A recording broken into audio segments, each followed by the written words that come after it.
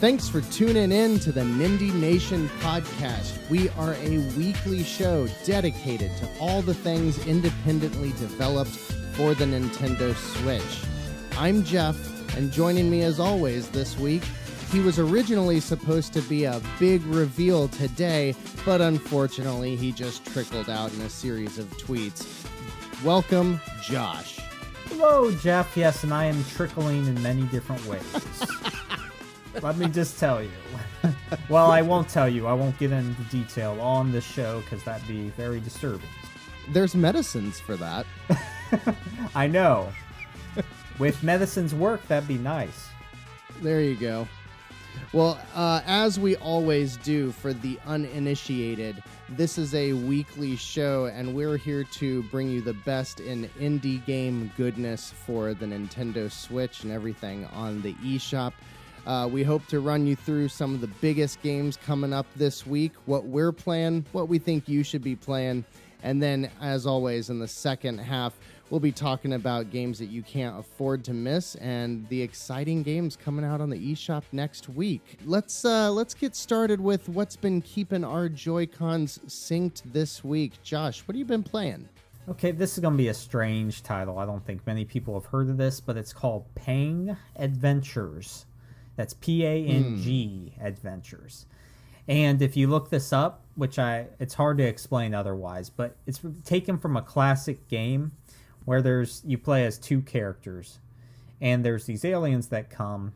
For some reason, they want to attack you with giant balls. Okay? Hate it when that happens. I know. It really sucks when they drop on your head and stuff.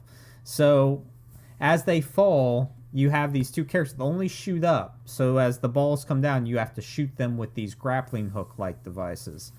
And then, as you play, you get power-ups where you get, like, a machine gun that shoots up. It's very lighthearted, so, it's not like there's blood and guts going everywhere.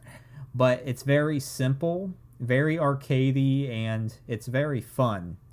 And each stage has, like, its own, like, unique layout. So you have, like, blocks that might be covering up certain things, or you have crabs that might come up and they can actually attack. If you, it's very score-driven, so if you get the balls to land on the crabs, they can pop them, and you have to be sure not to touch them or you die. So you're trying to score with balls on crabs. Yeah, that's pretty much it. And there's combo base, so as if you hit every ball without missing, then you get a combo bonus. So I just looked this up, and if you can easily get to a search engine, I suggest opening one up.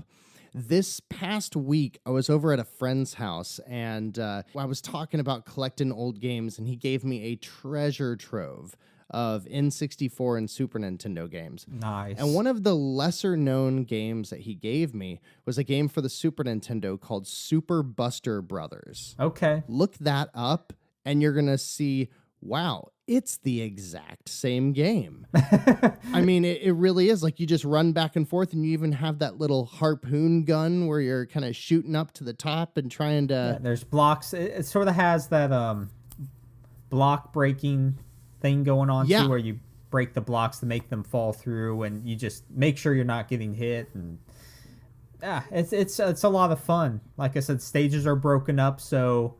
it's not. Then there's an endless mode where you can just keep going. It gets progressively harder, but you're graded on a scale of how many points you get. You get loads of points, like in the millions.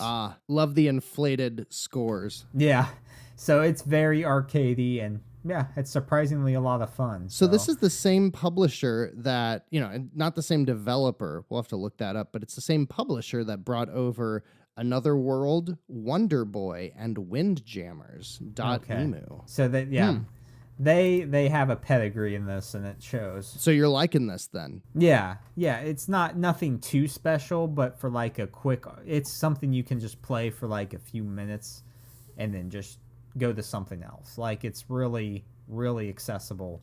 It's interesting looking at it on the eShop. It says, like, the Pang series is a beloved collection of arcade games from the 90s, but then it says the bros are back and have upgraded their gear since the last invasion. So I have a feeling there are actually some of the people involved, or they got the license. I wonder if Super Buster Brothers was called Pang something or other in Japan. That could be the case. Because back in the 90s, they would completely change the name of the game to release it in the U.S. And you're trying to bring an unknown game over, you make it sound like Super Mario Brothers. It does look exactly the same.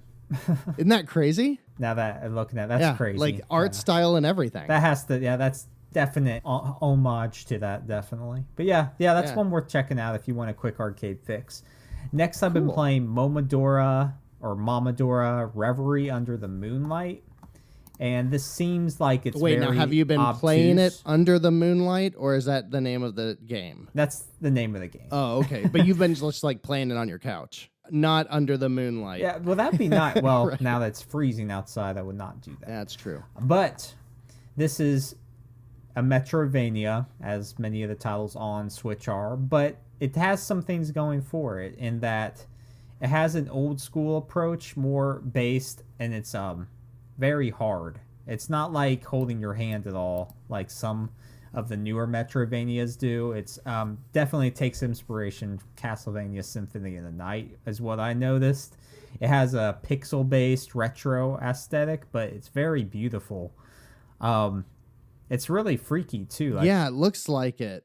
Yeah, like there's the like chick with like the mouth that opens, yeah, like, with these fangs and stuff. Yeah, it's sort of dark. When her mouth is closed, she looks like from Mortal Kombat, that Baraka or whatever woman that she reveals her face. It's just like this huge grin. Oh, it's scary. Yeah. But yeah, it's I'm not too far in it, but it's really unique and it does look cool. Definitely a Castlevania feel. Yeah. It's very unique, and there's a lot of exploration, more than you'd usually find in a game like this, like as far as you being able to go wherever you want from the beginning. It's fascinating, so that's definitely one to keep your eye on. I'll probably have more thoughts on that later. And then I've been playing also Octahedron. There we go. Blah, blah, blah. And this is a really cool platformer with neon lights base focused, and it's beautiful to look at. But more than anything, it's pretty cool because you create platforms that you can jump on, and there's a bunch of hazards and stuff, and it gets progressively harder. But it's very simple, but it also has enough puzzles to solve that makes it unique. And it has a great soundtrack too, EDM influenced, electronic. And I'm not too far in it either, but I'm guessing that some new mechanics probably come in.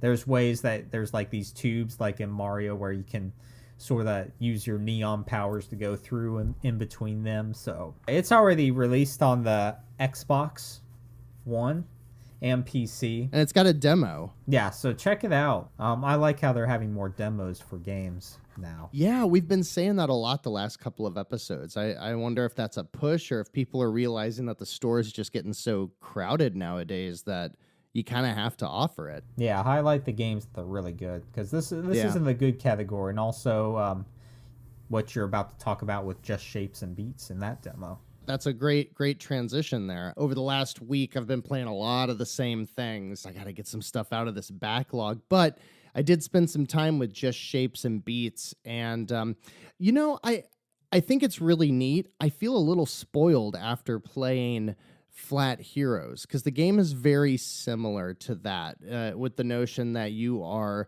a pixel on the screen on a 2D plane trying to avoid everything on the screen. Yeah. But the kicker with Just Shapes and Beats is that everything, similar to Sound Shapes on the PlayStation platform, everything is pulsating and moving with the beat. And so you're in the room trying to avoid stuff that's happening. But if you lose, then it's going to be the same thing because it all goes with the music. Yeah. And the music's pretty good.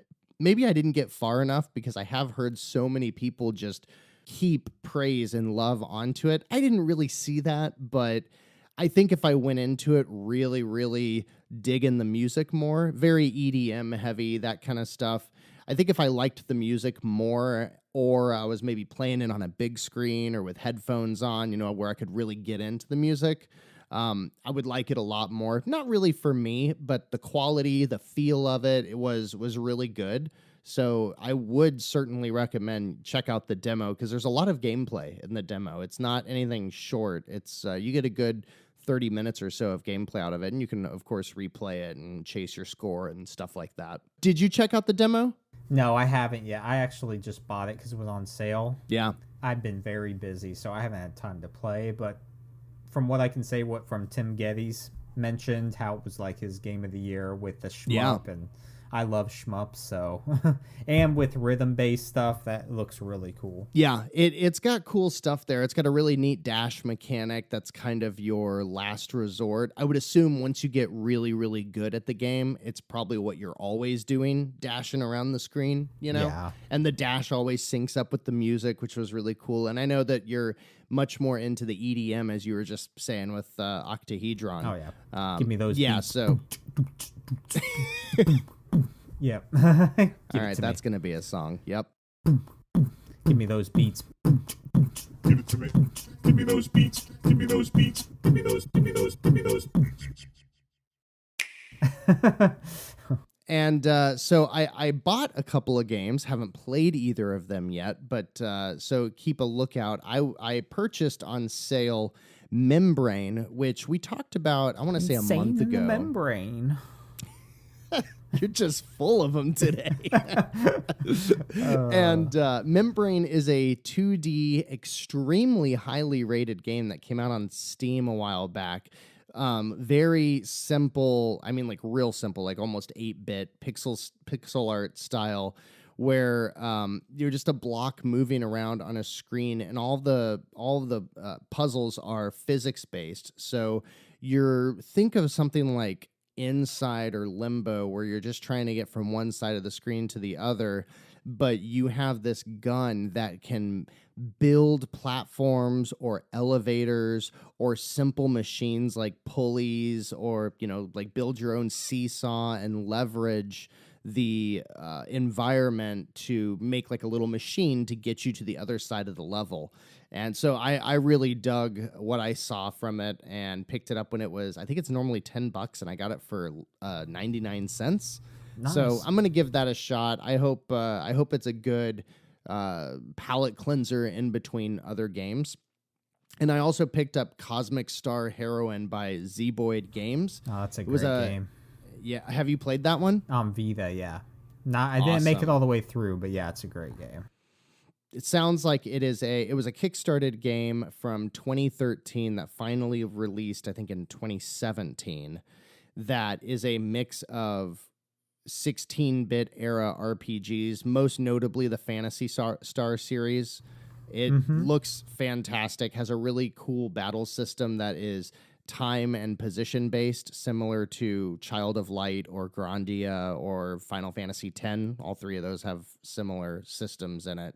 And that one is normally $15 or $16 and was on sale for $10, and still is for the next like 4 or 5 days, I think until the 15th. So if you're listening to this and you're interested, pick it up, because that's one that deserves some more sales from what I've heard. I am knocking on the final boss's door with Guacamelee 2, as far as I'm aware.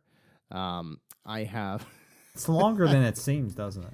Yeah, but the pacing of it's really good, and I have a feeling that I sense where I am in the progression of the game at any time. Yeah.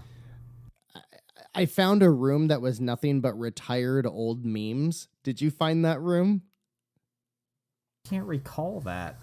And it had a bunch of dead people that were cracking jokes about being internet commenters that were mad at Guacamelee 1 for having bad humor. That's hilarious. I love the humor in that game. It is so funny. I mean, it is the most I've laughed at a game in years. Yeah, it's great. Classic. I almost skipped that game, and I am so glad that I didn't. The last thing that I wanted to touch on is that I completely forgot I mentioned this a few weeks ago, that I ordered the little clip from 8-Bit Do that goes onto the back of that SNES 30 Pro controller that lets it hold your phone. Really? So picture, if you will, you're holding you're holding that SN30 Pro controller. It's got this mount that attaches to the back of it so that if you're looking down at your controller, it holds your phone. I can't picture this. Why would you need that? What does it do? So you can play emulator games or indie games on your phone using the controller, and then it acts like a handheld system. Neat, huh? And what's cool about the controller is that it has 4 separate profiles. So you can have it synced to your Switch and your PS4 and your iOS or Android phone without them interfering with each other. You just press a different button when you turn the controller on.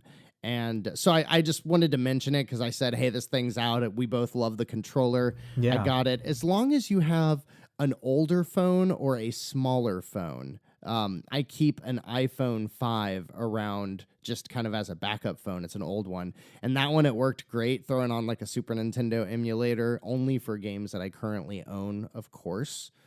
Granted, if you've seen my collection. Well, you own about everything. Yeah. I've got a lot of Super Nintendo carts.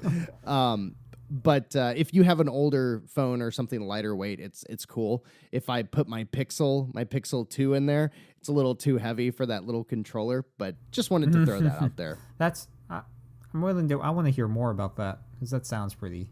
I like those gizmos that do different, unique things. That's pretty. Yeah, cool. I used to have a controller that I lost that was more shaped like an Xbox 360 controller that had a flip up grip that would hold a phone. That one was a little better because it had the grips that jut down from the controller, whereas the Super Nintendo is just that dog bone shape. There's nothing for your hands to grip under the buttons.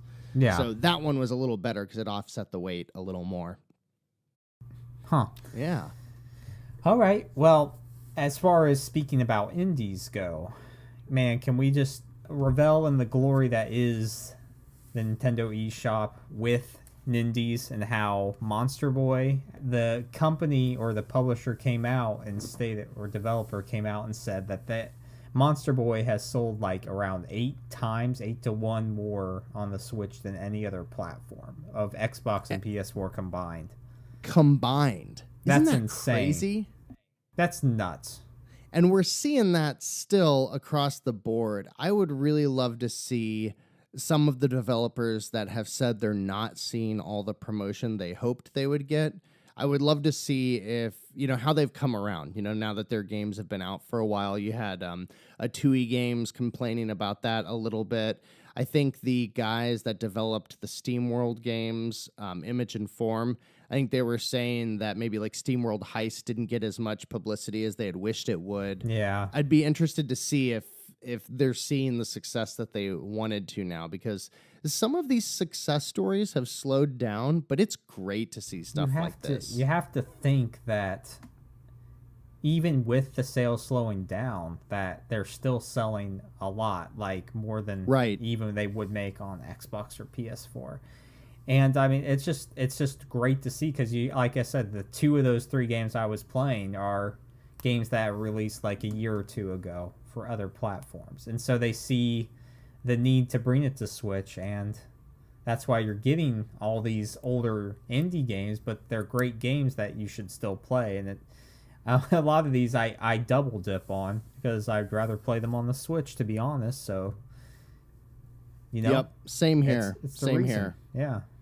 I mean, you go on the eShop now, and yeah, you see a lot of the games in the top 25 that they publish, or top 30 or whatever.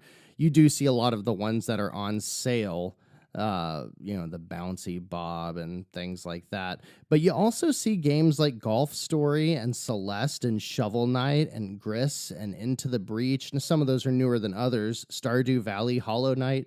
But games that have been out for 6 months, a year, 2 years. I mean, look at Shovel Knight. The fact that it is still selling like gangbusters. I mean, I think it shows that you make a really good game and you put it on the Switch. I really hope that someday we get to see Nintendo publish what the attach rate is on the Switch. I think they did right at the beginning of the Switch's life. And I know that you and I are outliers. Not everybody has 120 games on their system. Far and away, yeah. But still, I would love to see what that average attach rate is. Because on the Vita, it was, I think, 8 or 10 or maybe even Vita 12 was great. to 1. It had Yeah. it had one of the best attach rates. And I just, like you said, most people would rather play these indie games on the Switch, and that's why you see so many games coming back for it. And then it's not necessary. We have to look out because there's a lot of shovelware being pushed now too. There is. Because they see There their is. success, but the diligent gamer will be able to tell the good from the bad. And the through that. informed gamer knows what games are coming up on the eShop next week. Yes. And the informed gamer is you, listener, listening to Nindie Nation. So let's take this time to dive right into what's coming up on the eShop next week. And what we have coming up on January 11th, we will start out with Stellar Interface, which is a 2D sci-fi bullet hell shmup. And it looks like it has randomly generated worlds with roguelike elements and RPG customization. So like every other Nindie game, it starts out great, doesn't it? No, just wait till you hear this next one. This next one fills any void that the first one missed. So with these two games, you get a little bit of everything. Hive Jump from Graphite Lab is a retro 2D Metrovania with co-op and procedurally generated levels and RPG elements. Yay! It's true. But usually most of these games are pretty good too. So it's They're like, not bad. There's usually something for everybody. Yeah, that's what's great about it. Next on January 16th, we have Planet Rick's 13 from Sometimes You. And this is a very classic-looking 2D adventure, and it's about exploring a desolate planet, and you deal with radiation. Supposedly, it's very short, just like an hour to 2 hours to complete, but it takes a lot of old-school sensibilities. It kind of has that rotoscope art style, like Another World we were just talking about earlier. Yeah. It looks neat. It looks like an old PC game that you would like any one of those adventure games that you would play from back in the day.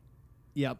Before like Wolfenstein and stuff. Right. Like the DOS shell games. Yeah, so some of those are really good. So next we have Bash the Bear from Furry Lion Group. I like your description. I'll read it. It's really weird. It's about like cigar smoking pyromaniac woodland creatures who torment a sleeping bear. But the game is like weird mini golf style puzzle solving. I can't tell. It looks like a mobile game. Like I watched the video and I was like, I have no idea what. I mean, I see the video and I know what it is, but it's hard for me to quantify, like to explain it to you. Anyways. We get a lot of unique ideas too, as you can see. And they either crash and burn or maybe it's a runaway success. Oh, but this developer did make Beat Rush, which was a rhythm-based platformer. I never played it, but it's been on my wish list for a while. Beat Rush, okay. It's like it looks like Miles and Kilo, but you do all of the jumps with the rhythm of music. Oh, that's cool. So, yeah, I have no idea if it's good, but it seems pretty okay. cool. Well, there's hope. What's it called? Runner. Yeah. Yeah. There is hope here. I would try it with a code or buy it for $1 maybe, but I don't know. Yeah. Or a cent. Maybe they'll put it for a cent one day. Oh God. Next, January 17th. This game looks really awesome. Y2K, a postmodern RPG from Easebrid Games. And this is a Japanese RPG set in the 90s. And it had, look, from what I can tell, this was highlighted pretty predominantly in the Nindie showcase. That it has a really cool art style. And it looks to me like it's similar in Saturday Morning RPG because it looks like it makes a lot of references to them. But it's really hard. I haven't played it yet, but I'm really looking forward to picking this up and trying it. Yeah, definitely my pick of the week. had my eyes on this game for a while. Y2K, a postmodern RPG. I mean, the battle mechanics. I mean, the battle screen. It looks like a pixelated, retro aesthetic of like a Final Fantasy game, like a JRPG, just like Josh said. But it seems like the story has all kinds of really cool stuff going on. Definitely keep this one on your radar. I'm looking forward to either playing a copy of it or seeing what the reviews are for it. Definitely. Then we have Dying Reborn from Coconut Island Games. And this has been released on other platforms, but it's a first-person horror exploration game. And from what I can tell, it doesn't seem to be very good. But I have not played it, so I can't answer for that. But the cover says it all. It has a picture of a dead fish, or I think that's a live fish that talks to you in the game. I'm not really sure, but it's supposed to be really weird in that regard. And it's got Japanese writing, above the word dying, so that makes it scarier. Automatically. What is up with that? It was actually a VR game too, PSVR. No, thank you. Then we have Octahedron Transfixed Edition, which I was just talking about, from the Square Enix Indie Initiative. Like I said before, it's a neon platformer, and it has an amazing soundtrack, and I can vouch for it as a game that you should keep your eye on. Next, we have Feudal Alloy from Atu Games. And it's an action combat game with a hand-drawn art style.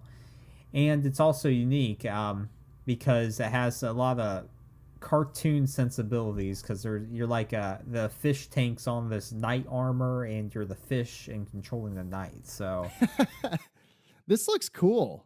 Yeah, it sort of reminds me of what's that adventure? Like Adventures of Bertram Fiddle, or The Inner World, which was really those are 2 point-and-click adventures that were really cool. But this is more action-based, so yeah, maybe it takes some of those things into account. It looks like a side-scrolling action game, but then it also has like some RPG mechanics a la like inventory management, like Diablo or something like that. Yeah. So they're trying to do something different. Yeah, it's worth keeping your eye on. Then we have Mecha Wars Descent Ashes from Arcade Distillery. And Arcade Distillery, they made Plague Road, which I played before, and I did not care for. I like the art style, though, of these games, but they're not really that great. And this is more a casual turn-based strategy game. And it says it's from a definitive release of the 2009 Mecha Wars. Didn't we just get one of these games last week? I swear these screenshots. Hey, it's quite possible. I'm pretty sure we got a Mecha Wars last week. There is a Mecha Wars that is on other consoles, so it's probably, like I said, it's just the definitive versions. And this is totally a mobile game. Like, you can tell looking at the screenshots that, like, oh yeah, that's where you point and click. Yeah, and just say that we aren't against mobile games if they're done right for the Switch, but oftentimes they don't take the proper care into bringing them over. So if they put in the touch controls and all that, like a mobile game, then, it could work. And a lot of times these games, they port them to Switch, and if they don't put any time into it, they don't add good controller support. So then you've got a game that is just a mobile game on a big lopsided tablet. You know, the Switch is not comfortable in handheld mode as a touch-only device, in my opinion. Yeah, it's taking the essence of what the game's about and just putting it on the Switch because they know they'll sell some copies. Then we have Mega Mall Story from Carosoft. And it's a design and manage. You design and manage a Mega Mall. It's the same developer that did Dungeon Village, Game Dev Story, Hot Springs Story. Yeah, some of those games are really good. Yeah, Game Dev Story is great, but don't play it on your Switch. Play it on your phone, where it's free to play or $1, not where it's $12 on the Switch. Yeah, true. Then we have Left Right, The Mansion from Triple Boris. And this looks pretty unique. It has a interesting art style, hand-drawn. And it says it's inspired by old classics, and each room you're having two choices, and you either go on or go back to the beginning. It could have a good premise to it if there's like puzzle mechanics that help you decide where you need to go, but other than that, there's not much to it. Holy Potatoes, we're in space from Rising we Star really? Games. Yeah, really. We're all potatoes floating in space. Did you know that? Cool. I didn't. But from what I could gather, it looks like it has FTL vibes to me. But it's more, it looks like an easier and cuter version of that. Yeah, this looks kind of cool. Yeah, I know. It looks rather cool. It's worth keeping an eye on. They've done a lot of games on the Switch. Let's see. We've got Yeah. nothing really good, and everything's really expensive. Okay, but that could just be the publisher, Rising Star Games. I'm immediately skeptical after I looked at what else they made. You're like, hey, these guys made. Oh, okay. Oh no, holy potatoes! We're in shovelware space. Oh no. We'll give them another chance. We have Build a Bridge from Boombit Games. And look at that, you're building a bridge, but it looks like it's kind of like Lemmings meets Excite Bike, or maybe even the Trials games. There's a lot of these, but this is one of the higher rated ones. And there's dragons in it, so that automatically gives you points right there. Yep. We have Crazy Strike Bowling EX from Corcel. Bowling with scantily clad anime girls, which is self-proclaimed as fun for the whole family. Right. So, gotta love it. Hey, have you heard of this next? Have you ever played this next one? Yeah, aren't these on mobile game platforms too? Gunman Clive HD Collection from Horberg Productions. It's only $3.99, so might be worth it. But it's pretty much a 2D action platformer where you shoot bullets, and it has a really cool art style, hand drawn, that looks like it's from the West, like old paper and stuff. Yeah, I'm gonna buy this. I think I'm gonna jump into this. $3.99 for both of these games. I have always heard they were really good on the 3DS. So if you're listening, on the 17th, somebody remind me to get this. I put it on my wish list. For $4 for 2 games, you know what? These look really cool. I'm totally gonna check out these Gunman Clive games. They have to be good at least. So yeah, they're well rated. You know, they were some of the older indie darlings on the 3DS. I want more of these big 3DS indie games to come to the Switch, because there were a lot of good ones, and I just don't think indie games were getting much love back in back in the 3DS's same heyday. with the Wii and stuff like that. Yeah. For sure. The Office Quest from 11 Sheep, and this looks like an hilarious animated point-and-click adventure about office workers who go on a bizarre journey dressed as sheep. The Shrouded Isle from Kit Fox Games. Cult Manager. Yeah, that's right. Literally a cult manager. Kind of like a version of Papers, Please, where you're picking randomly generated villagers and sacrificing them in order to retain the best sacrifice for your angry god at the end of a harvest season. I kind of think you should try this one, Josh. I love Papers, Please. It looks like Papers, Please in the aesthetic of Darkest Dungeon. Yeah, it's got it. I mean, it looks a lot like, and the graphics are very, they I don't know. They look like they are hued like a Game Boy, that like greenish tint to it. The game came out this week just about for everything, so it's new. And I think it's getting a lot of ridicule, but I think that's mostly because of the premise, not because of the quality. Yeah. But it seems like something you might dig. Yeah, I'll look that up, because Papers, Please, that's one game I wish would come to the Switch, because it'd be perfect. But yeah, I wonder if they're working on Obra Dinn first. Going on, we have Bedtime Blues from Forever Entertainment. And Jeff gives his rating of full of nope. So Nope. I looked at the screenshots of this. Bedtime Blues. Let me tell you, it's like pixelated first-person horror game, except you're about a small child that wakes up in your bedroom in the middle of the night, and your teddy bear has come to life, and it's doing like creepy stuff in your room. Here's the kicker, though. The teddy bear does like different things because it's AI controlled with randomly generated elements to it. So Different things, huh? I mean, like the screenshots, it's got nope.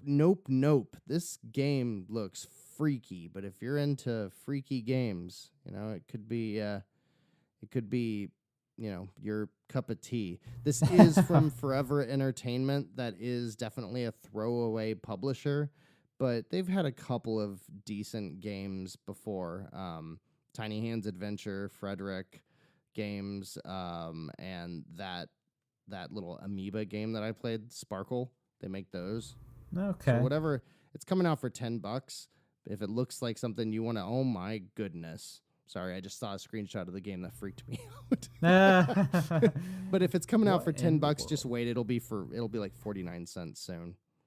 Awesome. And I guess that leads us to games on sale.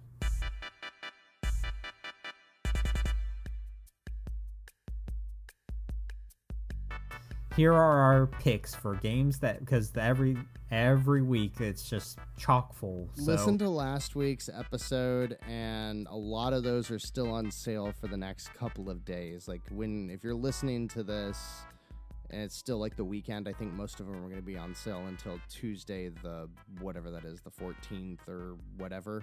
So, yeah. So a lot of the good ones from last week are still on sale, but we didn't want to just regurgitate a bunch of those. So right, a little slimmer pickings this week, but still some good ones. Yeah, we'll start off with Dexterra Trip from Under Games. It's 29% off for $4.99, and this looks immediately appealing because it looks like Flat Heroes and music based, and except with a neon aesthetic. So that looks really cool.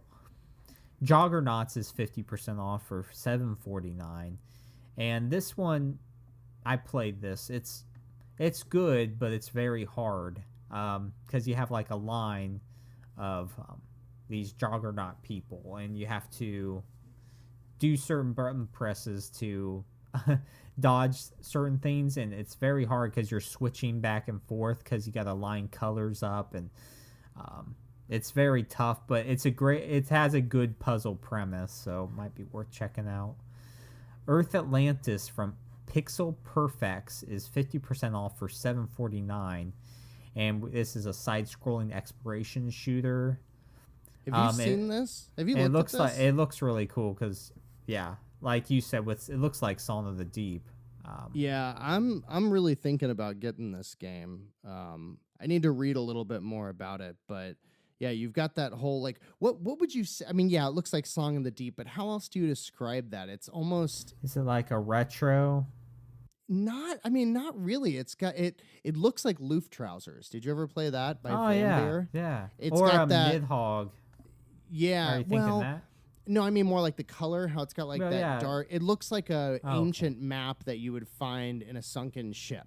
Like Okay. that dark brown, but very storybooky. But the gameplay looks similar to Defender or Resogun, where you're this, you can face left or right, but you can move in any direction and shoot straight out in front of you, but it's exploration. I think this one and Gunman Clive are both of interest to me over the next week. That's really cool. Yeah, I'll have to check that out more too. You sort of sold me on the Shrouded Isle game. Oh, yeah? When I was checking it out, just because of the art style. I do see the Darkest Dungeon vibe from it. Yeah. Good. Next, we have Double Cross, which is 25% off for $14.99. And this is a brand new game from 13am Studios, which they make Rumbo, which is fantastic. We had a lot of fun playing that on our stream. Mm-hmm. So I'll definitely be looking more into that one as well. Then we have Jackbox Party Pack 2 for 40% off for $14.99. This is probably one of the best Jackbox Party packs because it has Fibbage and I think it has Drawful as well. Drawful. Yeah, it has some really good games on there. A great party series altogether.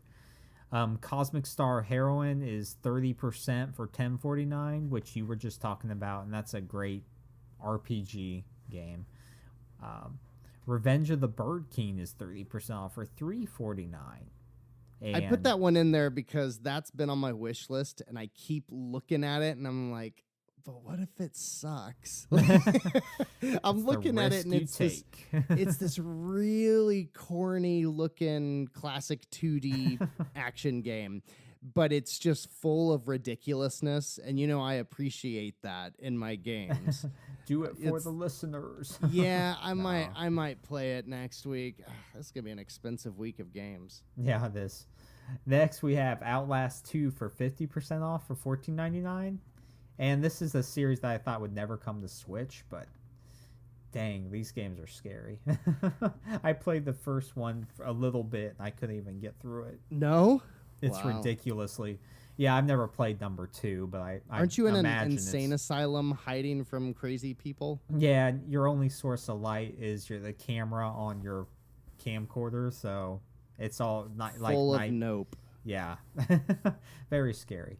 Saturday Morning RPG is 30% off for $6.99, and yeah, this is one I recommend. It's simple, but it has a lot of retro influences and a lot of callbacks, and it's pretty fun.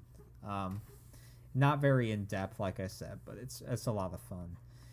And then Velocity 2X is 50% off for $9.99, and that was worth it for full price, but now you can get it for 50% off. So, and those are the sales that we're highlighting, but there's many more on the eShop. So go make sure you check those out and give some of those developers your love.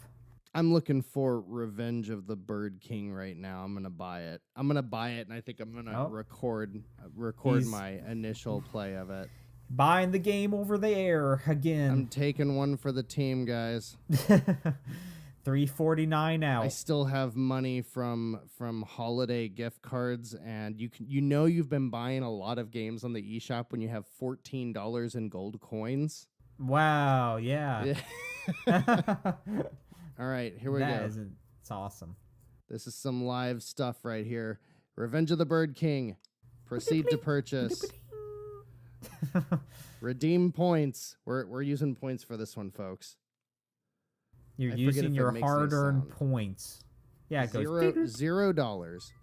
There we go. It is. It's done. It's done. Hey, he did it. Now sitting right between Smash Brothers and Guacamelee 2. Every bit as good, I'm sure. How worthy it deserves, yes. All right, you convinced me. I'm gonna play that game. My first impressions will be recorded, so we'll see how it is. Yeah, the Shrouded Isle wasn't $14.99. It's on the verge, but we'll see.